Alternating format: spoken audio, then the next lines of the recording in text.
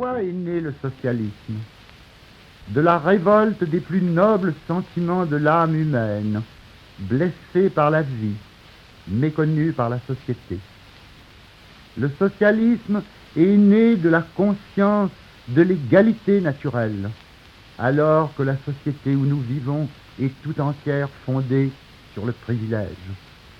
Il est né de la compassion et de la colère que suscitent en tout cœur honnête ces spectacles intolérables, la misère, le chômage, le froid, la faim, alors que la terre, comme l'a dit un poète, produit assez de pain pour nourrir tous les enfants des hommes, alors que la subsistance et le bien-être de chaque créature vivante devraient être assurés par son travail, alors que la vie de chaque homme devrait être garantie par tous les autres. Il est né du contraste à la fois scandaleux et désolant entre le faste des uns et le dénuement des autres, entre le labeur accablant et la paresse insolente. Il n'est pas, comme on l'a dit tant de fois, le produit de l'envie qui est le plus vil des mobiles humains, mais de la justice et de la pitié qui sont les plus hauts.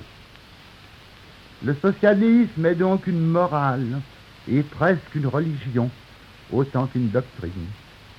Il est l'application exacte à l'état présent de la société de ces sentiments généraux et universels sur lesquels les morales et les religions se sont successivement fondées.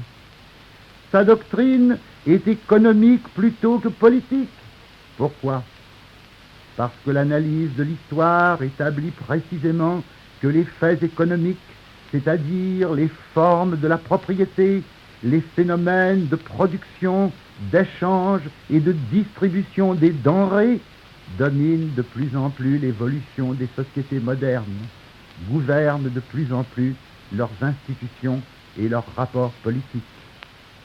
On est socialiste à partir du moment où l'on se refuse à accepter la figuration actuelle des faits économiques comme nécessaire et éternelle. À partir du moment où l'on a cessé de dire « bah, c'est l'ordre des choses, il en a toujours été ainsi et nous n'y changerons rien ».